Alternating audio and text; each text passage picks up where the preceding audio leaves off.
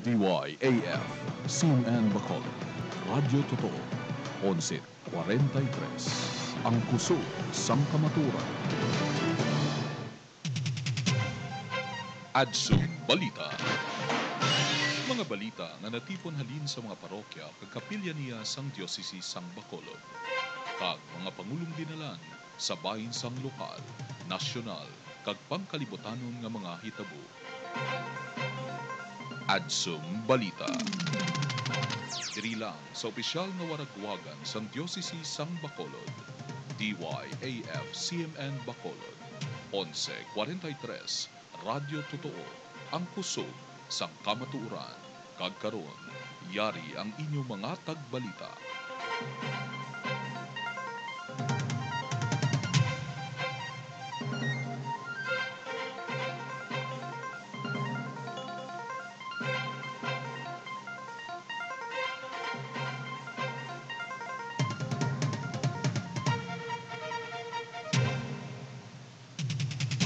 Mayong hapon dahil sa Bacolod, mayong hapon sa tanan naton nga tagpalamati. Mayo at 13, 2020, Merkoles nga daw. Kagini ang Adsum Balita. Ako si Father Roy Christian Izalgon. Kagini si Julie Gonzalez. Kagkaron sa detalye sang aton mga nagabaga nga balita. Adsum Balita. Diocese ng Bacolod nagsaulog sang national nga konsekrasyon sang Pilipinas sa 14 nga kasing-kasing ni Maria. Mga lugar nga gindeklarar wala na napaidalom sa community quarantine, iga paidalom naman sa modified GCQ, inisino sa DILG Secretary Anyo. Bacolod hindi na magpaidalom sa community quarantine matapos ang Mayo 15, polisiya kag pangaman para sa ikayong lawas padayon sa gihapon. Tropical Storm Ambo, signal number 1 sa iban nga pila ka mga bahin sang Samar, magadala sa mga pag-ulan sa pila ka mga lugar sa Visayas kag Mindanao. Mga flight suspension magalawig pa bangod sang modified ECQ. Balik probinsya program nakabaton sa malapit 10,000 nga mga aplikante sa sunod lamang sang 5 ka adlaw. Malapit sa 4 kagatos nga mga Pinoy intern nga stranded sa US ginbuligan sang Philippine Embassy. Kag para sa aton Vatican News, ang Santo Papa nag-appoint sang bago nga obispo sa Rapid City sa US. Mga simbahan sa New Zealand pagabuksan apang wala anay sang misa publiko. Adsum Balita. Kagkaroon para sa detalye sang aton mga balita. Diocese ng Bacolod nagsaulog sang national nga konsekrasyon sang Pilipinas sa 14 nga kasing-kasing ni Maria. Ang Diocese ng Bacolod ang naghiwat dungan sa tanan nga mga dioceses kag archdiocese sa bug-os nga Pilipinas sa pagsaulog sang national consecration of the Philippines to the Immaculate Heart of Mary sa kapistahan sang Our Lady of Fatima, Mayo at 13. Kaina sang alas 8:30 sang aga, nagsugod ang kiwatan sa pagpangamuyo sang Santo Rosario nga ginpangunahan ni Reverend Father Jomar Solano. Ginpangunahan naman ni Bishop Buzon ang pagpangamuyo sang pangamuyo ni Santo Papa Francisco. Ginsundan ini sang Act of Consecration sa diin ginpangunahan ni Negros Occidental Governor ang pagpangamuyo para sa probinsya kag ang pag-ampo sa 14 nga kasing-kasing ni Maria. Ginsaulog naman ang Santos nga Misa, Memorial of Our Lady of Fatima. Ginsaulog man sa karon nga adlaw ang ika-103 nga anibersaryo sang aparisyon sang Mahal nga Birhen sang Fatima sa Portugal. Ang misa ang gipangunahan sang obispo sang Diocese ng Bacolod, Bishop Patricio A. Buzon, SDB Doctor of Divinity, kaupod sang Vicario General sang San Sebastian Cathedral, Monsignor Joy Himera, kag Rector sang Sacred Heart Seminary, Reverend Father Ronald Quijano bilang mga konselebrante. Sa umiliya ni Bishop Buzon, iyagintagaan sing iktalupangod ang mga mensahe sang Birhen Maria sa 3 kakabataan sa Cova da Iria sa Fatima, Portugal. Suno sa iya nga ang panawagan sang Birhen Maria among pagpangamuyo, pagsakripisyo, kag pagpangadi sang Santo Rosario. Suno pa sa obispo nga aton pagkonsagrar sa atong kaugalingon sa aton dioceses, sa aton probinsya sa kay Maria, ang tanda sang aton pagsalig sang tanan nga yara sa aton sa iya agud nga iya ipaabot ini sa Ginoo. Agud nga Ginoo magpakabalaan sini. Sa katapusan, ang obispo nagpangagda sa katawan sa pagbalik sa original norm, sa orihinal nga order sa diin mayara sang paghinangpanay, original justice, paghidait, kag paghigugma. Adsum Balita. Mga lugar nga gindeklarar wala na napaidalom sa community quarantine, iga paidalom naman sa modified GCQ, inisuno kay DILG Secretary Anyo. Ginliwat ng gobyerno ang ilang nga desisyon sa paglift ng community quarantine sa probinsya kag mga syudad nga gin-classify nga low-risk area sang COVID-19. Suno kay DILG Secretary Eduardo Anyo nga ang desisyon nga ipaidala mga low-risk areas sa modified general community quarantine ang nag-ugat sa mga apelar sa mga gobernador kag mga mayor sang pila ka mga lugar sa Pilipinas nga nagpahayag sang ila aprehensyon o kung pagkabalaka sa paghalog sa mga restriksyon. Suno sa DILG Secretary nga kadam-an sa mga gobernador kag mayor ang nagpahayag nga hindi pa sila handa nga kuhaon ng community quarantine. Nagpaidalom ang 37 o kung magapaidalom ang 37 ka probinsya kag 11 ka syudad sa pagpatuman sang modified GCQ matapos ang Mayo 15. Ang mga low-risk nga lugar ang yara sa Region 1, Region 4B Mimaropa, Region 5, Region 6, Region 7, Region 10, Region 12 kag Bangsamoro Autonomous Region of Muslim Mindanao. Dugang pa ni Secretary Anyo nga wala sang lugar sa Pilipinas nga wala na paidalom sa community quarantine. Samtang maga-issue pa sang guidelines ang gobyerno angot sa modified GCQ. Adsum Balita. Bacolod hindi na magpaidalom sa community quarantine matapos ang Mayo 15. Pulisiya kag pangaman para sa ikayong lawas padayon sa gihapon. Nagpatawag sang pagsinabog si Mayor Evilio Leonardia sang kagapon, Mayo 12, Martes nga adlaw, kaangod sang payag sa Malacañang nanungod sa paglift sa mga quarantine measures sa mga lugar nga ginakabig low risk para sa coronavirus infection kag transmission sa diin nalakip ang syudad sa Bacolod kag Negros Occidental. Ang pagsinapol ang may tuyo sa pagresponde sa National Interagency Task Force Resolution number 35 nga nag-classify sa Bacolod bilang low-risk, highly urbanized city o kung hindi na magapaidalom sa community quarantine. Sunod sa mayor ang nakaprepara na sila kung tani sang apilar para sa isa ka modified general community quarantine apang gihulat nila ang payag sang Malacañang. Apang sa isa ka interview, ginpahayag ni Mayor Leonardia nga maga-comply ang syudad sa National Interagency Task Force Resolution number 35 kag suno diri ang Bacolod wala na sa idalom sa community quarantine apang ipatuman sa gihapon ang pagsuksok sa mga mask kag social distancing. Samtang sang sining adlaw Mayo 13 sa ginahiwat nga briefing sa Malacañang kaupod ang COVID-19 Task Force, ginpahayag ni Presidential Spokesperson Harry Roque kag DILG Secretary Eduardo Anyo nga ang mga lugar nga gin-classify nga low-risk area sang kagapon nalakip ang Bacolod kag Negros Occidental ang igapaidalom na sa modified general community quarantine. Ini matapos nga pila ka mga LGU ang nagpayag sang ila pagkabalaka sa mahimo matabo nga second wave sang virus. Sa karon, ginahulat pa ang mga desisyon sang syudad nanungod sang pahayag sang palasyo. Una na nga nag-apilar si Negros Occidental Governor Eugenio Jose Lacson kay Presidente Rodrigo Duterte sang extensyon sang general community quarantine sa probinsya hasta sa Mayo 31. Kangot sa bag-o lang nga pahayag sang Malacañang, ang gobernadora naghambal nga sa karon ginahulat pa niya ang guidelines sang modified general community quarantine. Adsum Balita.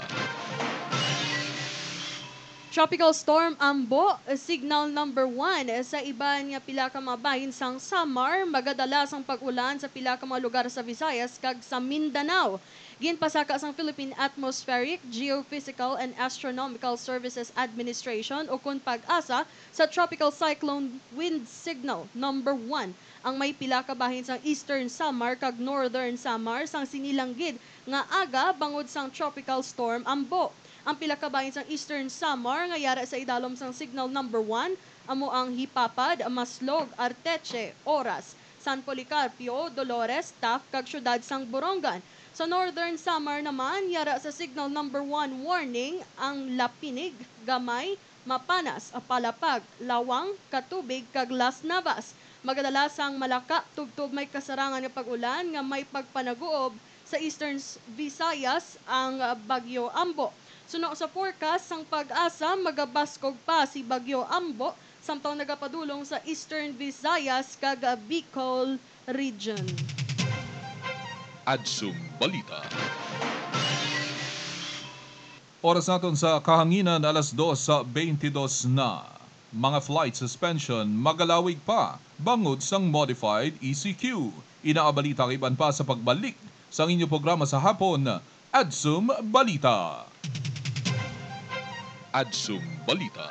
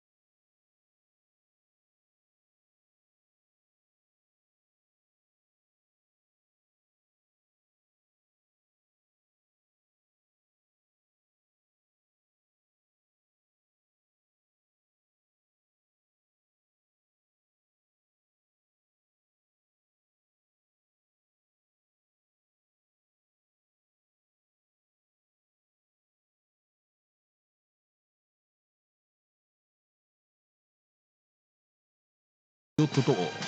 11:43 ang kusog sang kamatuoran. Adsum Balita. Pabalik sa inyong programa Adsum Balita, ang oras sa Dais Bacolod, 2:32 na. Mga flight suspension magalawig pa bangod sang modified ECQ. May pila ka mga lokal nga airlines ang palawigon pa ang suspension sa mga flights bangod sa modified enhanced community quarantine nga ginapatuman sa pila ka bahin sang pungsod humalin Mayo 16 tubtob Mayo 31. Sa isa ka advisory, kanselado hasta sa katapusan sang bulan ang mga domestic kag international flights sang Cebu Pacific. Hindi naman pagpadayunon ang mga scheduled flights sang Skyjet hasta sa katapusan sang Mayo. Mahimo naman ang makapabook liwat sang libre, maka-avail sang travel fund o kung makapangayo sang full refund ang mga apektado nga pasahero sang Cebu Pacific kag Skyjet inisuno sa airlines. Ang mga Cebu Pacific nga mga customer ang makapabook na nga daan sang flight humalin Hunyo 1 tubtob Setyembre 30. Ang mahimo naman makakambyo sang ilang mga petsa sang paglakat o kung i-convert ang ilang mga ticket sa vouchers para sa madason nga mga trip. Samtang nag-cancel man sang Mayo 16 tubtob Mayo 30 nga mga domestic ag international flights ang Air Asia. Suno sa airline, mahimo magapadayon ang mga flights sa Hunyo 1. Adsum Balita. Balik probinsya program nakabaton sang malapit 10,000 nga mga aplikante sa sulod lamang sang 5 ka adlaw. Suno sa kay National Housing Authority, General Manager kag Balik Probinsya Executive Director June Escalada nga malapit na sa 10,000 ang nag-apply para sa Balik Probinsya program sa sulod lamang sang 5 ka adlaw sa nagsugod ang aplikasyon paagi sa balikprobinsya.ph website. Suno sa iya nga 80% sa mga aplikante ang mga college level nga graduate kag 80% sini ang nagaobra sa Manila sa mga food and bar related services. 4 kagatos ang mga economic zone sa pungsod sa gwa sang Metro Manila kag suno sa kay Escalada mahimo ining mga lugar sang industriya nga makabaton sang 1.5 milyon ka tawo para sa employment. Adsum Balita. Malapit sa 4 kagatos nga mga Pinoy intern nga stranded sa US ginbuligan sang Philippine Embassy. Gitagaan sang assistance sang Philippine Embassy sa Washington ang ginatos nga mga stranded nga Filipino intern kag exchange visitor sa Estados Unidos nga apektado sang COVID-19 pandemic. Sunod sa Philippine Embassy nga ginuntat sa mga sponsors sa mga Pilipino ang ila sini nga training program nga kalabanan ang yara sa hotel, resort kag restaurant industries. Mayara sang masobra 2,000 nga active intern sa US bag-o pa man nag-outbreak sa Estados Unidos. Ang Filipino J1 interns ang ginabisuhan sang Exchange Visitor Program Committee of the Philippines nga magbalik sa pungsod Pilipinas. Madamo sa mga intern ang nag-apilar sa gobyerno sang Pilipinas sa pagbakal sang ilang ticket para sa ila accommodation kag para sa ila matag adlaw nga galastuan samtang yara pa sa US. Madamo naman sa mga Filipino community group kag mga individual ang nagabulig man sa mga stranded nga mga Filipino trainees sa paghatag sang temporaryo nga maistaran kag pagkaon. Adsum Balita. Ang oras natin sa kanginan, 2:36 na. Santo Papa nag-appoint sang bago nga obispo sa Rapid City sa US. Inakabalita sa pagbalik sa inyong programa sa hapon, Adsum Balita. Adsum Balita.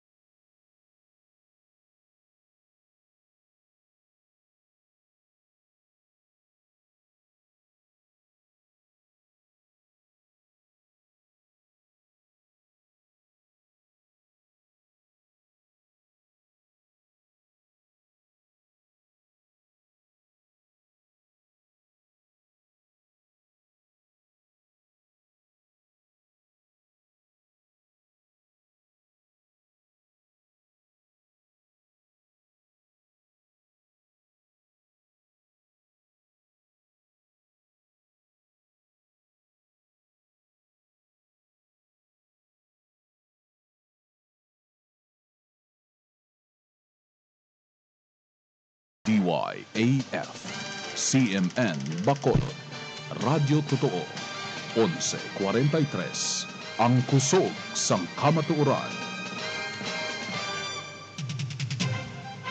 Adsum Balita. Balik kita sa aton programa Adsum Balita Afternoon Edition. Kagini sa gihapon ng inyo alagad sa kahanginan, Julie Gonzalez, kaupod si Father Roy Gasulgon. Kag oras sa kahanginan, 15 minutos bago ang takna nga alas 3, alas 2:45 na, mga kaabiyanan. Kadto kita sa mga balita gikan sa pangkalibutanon nga simbahan para sa aton Adsum Vatican News. Balita sang pangkalibutanon nga simbahan. News from Rome. Vatican News.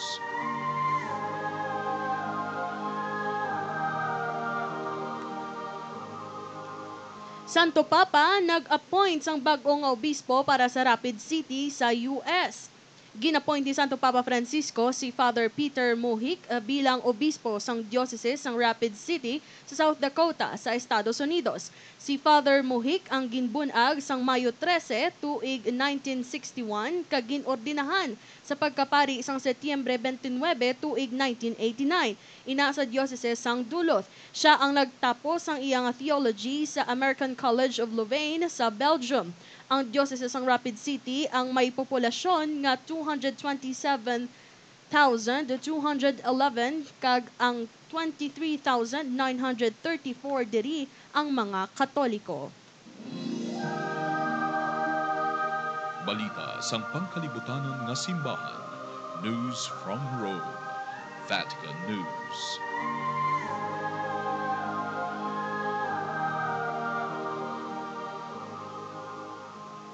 Mga simbahan sa New Zealand, pagabuksan na apangwalaan na isang misa publiko. Matapos ang sinima ng restrictions sa New Zealand, bangod sang coronavirus, 338 ka mga simbahan sa bungsod ang mga bukas na sumugod sa Huwebes. Sa isa kasulat sa mga parishioners, ka mga kaparian, ang obispo sang New Zealand na nagpahayag nga sa Mayo 14, mahimo na nga makasulod sa mga simbahan ang mga tao para sa pribado nga pagpangamuyo kapag kumpisar. Apang igalimitahan lamang sa 10 ka tawo ang makasulod. Suspendido sa gihapon ang mga pampubliko nga misa sa idalom sang Alert Level 2 nga ginpahayag sang gobyerno sang New Zealand sang Lunes. Sunod naman sa mga obispo sang New Zealand nga sila ang nagka-encourage kag nagka-inspire sila sa mga tao nga nagamit sang ila tinion sa pagpadalom sang ila espirituhanon nga kabuhi sa tion sang lockdown. Balita sang pangkalibutanon nga simbahan. News from Rome. Vatican News.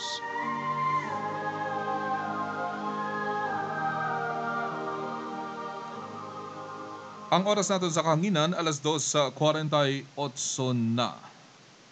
Di ka nami, partner Julie, nga sa sining adlaw aton ginahiwat ining national consecration to the Immaculate Heart of Mary. Yes, kagina sang aga nagbuylog na kita no sa pangpungsugno niya Father nga kahiwatan sang consecration of the Philippines sa national consecration to the Philippines to the Immaculate Heart of Mary.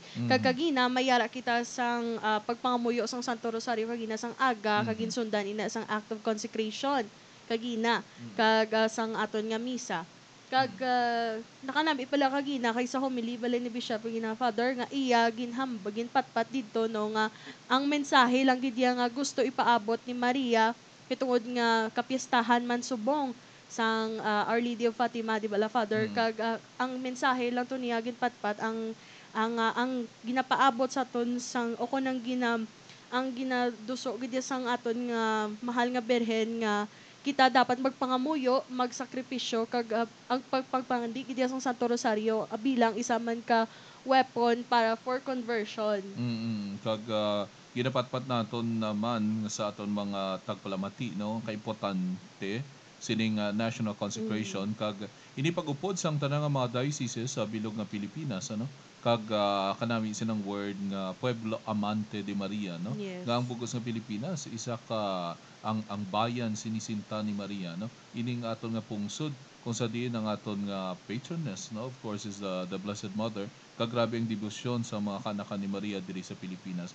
Ganing isa man nga importante diri nga ini ginagamit man naton na bilang pag-isa sa pagpangamuyo, no, puasa kag isa man ka bagay sa paghimo sa mga kaayuhan, no, kay this is also a day by which we acknowledge nga ini nga ginahimo naton para matapos na ang ining pandemic nga nag-igo sa aton ng COVID-19, no. Kag kanami makaginang ging gaan sang tumok sa aton senior obispo nga matapos ining proseso bala makarealisar kita, no, kay subong ang pinaka buzzword ang new New normal. normal, Pero yes. gingaan man sang importansya sa ng aton obispo nga bal niya ining new normal gali is really not new normal but going back to the original normal. Yes. Ang original normal nga mo inang plano sang Dios sa katawhan, no, nga magkabuhi siya sang bug-os o galing ining plano naguba tungod sa ato man niya pagpakasala. Pagpakasala, Tiga yes. bagay sa obispo ti sinong basulon sining COVID-19 ni nga kaymuan man sang tao, no, kay ginglapas naton inang mga order of nature nga ginatawag naton kung sa diin giplasa sang Ginoo iya nga may order ang tanan niya nga tinuga pero kita man nagalapas ini. Ika namin na pamalandungan, no, Yes. the original plan of God, no, where there is original justice, where there is love, there is peace, no, kag amo na ang ginaimbitar kita nga marealisar naton ang original nga plano sang Dios para sa katawan ug para sa kalibutan. Yes, kag ano niya ginhingambit nga man kagina no sa iyang homily ang about nga bala sa concept naton sang stewardship Mm. nga sa diin isama na siya sa aton nga vision, mission naton sang diocese sa diin kita nagapanglakaton bilang isa ka simbahan nga nagapanglakaton padulong sa pagkabalaan. Mhm. Kag ang balya kagina ang stewardship is the same sa consecration is entrusting sang Mm-mm. tanan nga yara simo sa Ginoo. Ambot sing ganun ibalik mo ang tanan nga yara simo sa Ginoo kung sa diin managhalin ang tanan. Kay kita man tanan mga tinugyan no, Yes. nakabatok kita lin sa Ginoo kag ginabalik naton sa Ginoo ining aton mga nabaton sa iya, recognizing nga all of these good things ultimately come from the The Lord. Lord. Di ka nami ina ang pag-consecrate o napakilala sinang paghalad o pagbalik sang kaugalingon sa Dios kag sa original nga plano sang Dios. Tingnan Diyos. nami man nato nakitaan kaginang representative sa aton nga province, no, our Yes. very own Governor Eugenio Jose Lacson nga nagkadtugid agud nga siya mag-lead sang consecration, no, bilang aton amay sa probinsya. Siya ang naghalad sang bilog nga probinsya sa Immaculate Heart of Mary.